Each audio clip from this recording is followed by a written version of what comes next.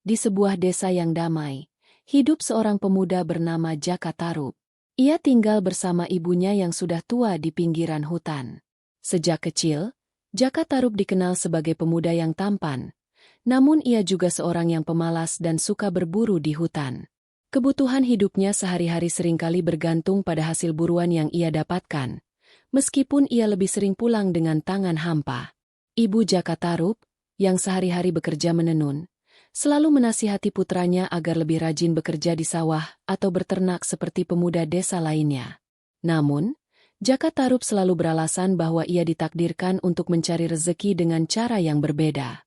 Ia memiliki keyakinan kuat bahwa suatu hari nanti, nasib baik akan menghampirinya tanpa perlu bersusah payah membanting tulang seperti orang lain. Suatu sore, Jaka Tarub kembali dari hutan tanpa membawa hasil. Ia merasa sangat lapar dan putus asa. Saat melintasi semak belukar yang belum pernah ia jelajahi, ia mencium aroma harum yang luar biasa, seperti bunga surga. Rasa penasarannya memuncak, dan ia memutuskan untuk mengikuti aroma misterius tersebut, berharap itu adalah petunjuk menuju hasil buruan yang besar. Aroma itu membawanya ke sebuah mata air tersembunyi yang airnya sangat jernih.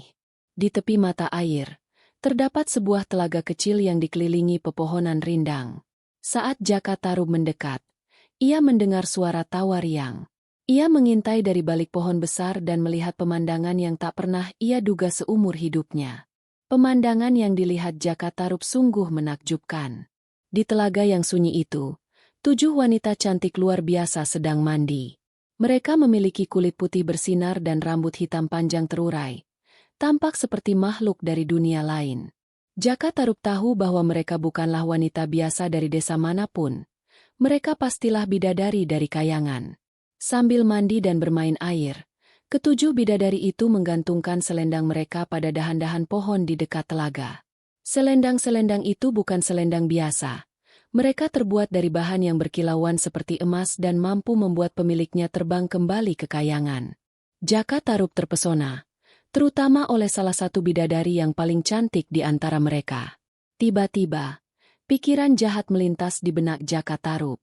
Ia berpikir, jika ia bisa menyembunyikan salah satu selendang itu, bidadari yang kehilangan selendangnya tidak akan bisa kembali ke kayangan dan terpaksa tinggal di bumi. Ide gila ini didorong oleh rasa cintanya yang instan dan keinginannya yang besar untuk memiliki salah satu dari mereka sebagai istri. Dengan langkah yang sangat hati-hati agar tidak menimbulkan suara sekecil apapun, Jaka Tarub merayap ke tempat selendang-selendang itu digantung. Ia memilih selendang yang paling indah, milik bidadari yang paling memikat hatinya. Ia menggulung selendang itu dan menyembunyikannya di dalam lumbung padi di rumahnya, memastikan tidak ada yang bisa menemukannya. Setelah selesai mandi, ke-7 bidadari itu bersiap untuk kembali ke tempat asal mereka. Mereka mulai mengambil selendang masing-masing untuk digunakan sebagai alat terbang.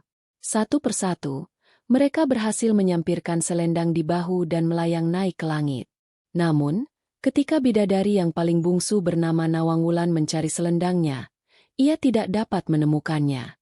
Ia panik dan mencari di seluruh area telaga, membolak-balik dedaunan dan memeriksa dahan-dahan pohon.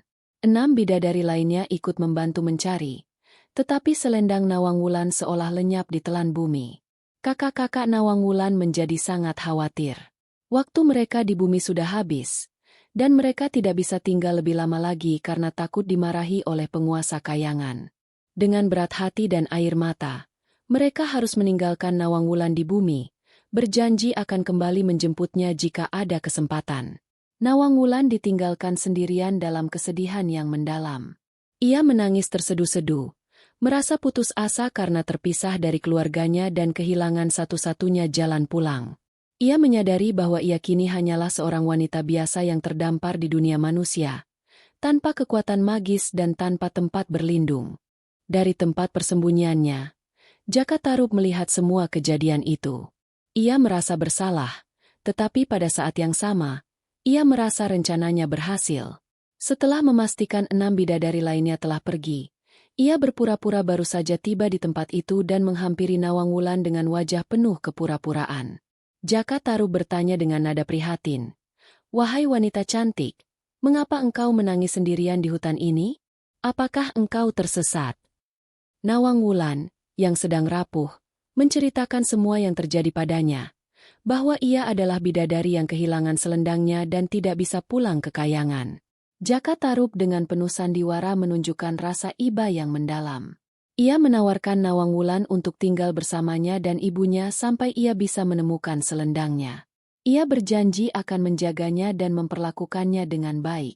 Nawang Wulan, yang tidak punya pilihan lain, terpaksa menerima tawaran tersebut. Jaka Tarub membawa Nawang Wulan pulang ke rumahnya. Ibu Jaka Tarub terkejut melihat kecantikan wanita yang dibawa putranya. Tetapi karena sifatnya yang baik hati, ia menerima Nawang Wulan dengan tangan terbuka. Jaka Tarub berhasil meyakinkan ibunya bahwa ia hanya menolong seorang wanita malang yang tersesat di hutan. Tak lama kemudian, Jaka Tarub dan Nawang Wulan menikah. Kehidupan rumah tangga mereka penuh kebahagiaan, meskipun Nawang Wulan sering merindukan kayangan. Jaka Tarub sangat mencintai Nawang Wulan dan bersikap sangat baik kepadanya, membuatnya perlahan melupakan kesedihannya dan merasa nyaman di dunia manusia. Setelah beberapa waktu, Nawang Wulan mengandung dan melahirkan seorang putri cantik yang diberi nama Nawangsih. Kebahagiaan mereka semakin lengkap dengan kehadiran sang buah hati. Namun, ada satu hal yang unik dan ajaib dalam rumah tangga mereka, yang menjadi rahasia Nawang Wulan. Nawang Wulan memiliki kesaktian yang dibawa dari kayangan. Ia hanya perlu memasak 1 butir beras untuk menghasilkan sebakul nasi yang cukup untuk dimakan sekeluarga seharian. Ia melarang keras Jaka Tarub untuk melihatnya saat memasak, dengan alasan bahwa rahasia ini tidak boleh diketahui oleh manusia biasa. Ajaibnya, lumbung padi mereka selalu penuh, seolah-olah beras yang mereka miliki tidak pernah habis meskipun sudah digunakan setiap hari. Hal ini membuat Jaka Tarub semakin yakin bahwa ia telah menikahi wanita luar biasa yang membawa keberuntungan bagi hidupnya. Meskipun hidup dalam kemudahan, sifat penasaran Jaka Tarub kembali muncul. Ia merasa ada yang disembunyikan Nawang Wulan dan tidak tahan untuk tidak mengetahui rahasia di balik cara memasak istrinya yang ajaib. Ia mulai merencanakan cara untuk mengintip saat Nawang Wulan sedang memasak. Suatu hari, ketika Nawang Wulan sedang sibuk di telaga, Jaka Tarub diam-diam mendekati dapur. Ia mengintip melalui celah dinding dan melihat Nawang Wulan sedang menanak nasi. Ia terkejut melihat Nawang Wulan hanya memasukkan sebutir beras ke dalam periuk, dan dalam sekejap, periuk itu sudah penuh dengan nasi yang mengepul. Kaget karena rahasianya terbongkar, kesaktian Nawang Wulan langsung lenyap. Sejak saat itu, ia harus memasak nasi dengan cara biasa, yaitu dengan mengambil banyak beras dari lumbung. Jaka Tarub merasa bersalah karena telah melanggar janji, tetapi ia sudah terlanjur penasaran dan keajaiban itu sudah hilang. Akibatnya, beras di lumbung padi mereka mulai berkurang drastis. Jaka Tarub dan Nawang Wulan harus bekerja keras untuk mencari nafkah, dan Nawang Wulan mulai merasa terbebani oleh kehidupan duniawi yang sulit dan melelahkan. Ia mulai mencurigai ada sesuatu yang tidak beres dengan suaminya. Suatu hari, Nawang Wulan kehabisan beras untuk dimasak. Ia memutuskan untuk membuka lumbung padi yang selama ini dianggap keramat. Ketika ia mengorek sisa-sisa padi di dasar lumbung, jari-jarinya menyentuh sesuatu yang lembut dan berkilauan. Dengan rasa penasaran, Nawang Wulan menarik benda itu keluar. Matanya terbelalak dan jantungnya berdebar kencang. Benda itu adalah selendang kayangan miliknya yang hilang. Selendang itu tersimpan rapi di antara tumpukan padi, ditutupi oleh jerami dan sisa-sisa gabah. Seketika, semua kepingan teka-teki itu bersatu dalam pikiran Nawang Wulan. Ia menyadari bahwa Jaka Tarublah yang mencuri selendangnya, yang selama ini menjadi penyebab ia terdampar di bumi dan terpisah dari kayangan. Rasa cinta yang pernah ia rasakan berubah menjadi kekecewaan dan kemarahan yang mendalam. Nawang Wulan menghadapi Jaka Tarub dengan selendang di tangannya. Jaka Tarub tidak bisa mengelak lagi. Ia hanya bisa tertunduk malu dan memohon maaf, mengakui perbuatan jahatnya yang didasari oleh rasa cinta yang egois. Namun, Nawang Wulan sudah tidak bisa memaafkan pengkhianatan yang telah merenggut kebebasannya selama ini. Setelah menemukan selendangnya, Nawang Wulan kembali mendapatkan kekuatan untuk terbang. Meskipun hatinya hancur karena harus meninggalkan putrinya, Nawangsih, ia tahu bahwa ia harus kembali ke kayangan. Dunia manusia, dengan segala kepalsuan dan pengkhianatannya, sudah tidak lagi menjadi tempatnya. Nawang Wulan memeluk Nawangsi erat-erat, menciuminya berulang kali dengan air mata membasahi pipi. Ia berpesan kepada Jaka Tarub agar menjaga putri mereka dengan baik dan tidak pernah melupakan janji mereka. Ia juga berjanji akan selalu melihat putrinya dari atas, meskipun mereka tidak lagi bersama. Ia kemudian menyampirkan selendangnya di bahu. Cahaya berkilauan mengelilinginya, dan tubuhnya mulai terangkat perlahan ke udara. Jaka Tarub hanya bisa menangis histeris, menyesali kebodohannya yang telah menghancurkan kebahagiaan rumah tangganya sendiri. Nawang Wulan terbang semakin tinggi, meninggalkan Jaka Tarub dan Nawangsih yang terus menatap ke langit. Meskipun ia telah kembali ke kayangan, hatinya tetap tertinggal di bumi bersama putrinya. Tumbuh menjadi gadis cantik, mewarisi kecantikan ibunya dan sifat ramah ayahnya.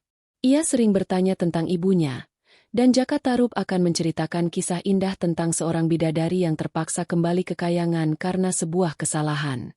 Ia tidak pernah menceritakan detail kejahatannya. Meskipun Nawang Wulan tidak pernah kembali untuk tinggal di bumi, ia mengajarkan satu pesan penting melalui kisahnya. Kebohongan, sekecil apapun, akan selalu terungkap dan membawa konsekuensi yang menyakitkan. Cinta sejati harus didasarkan pada kejujuran dan kepercayaan, bukan pada tipu daya.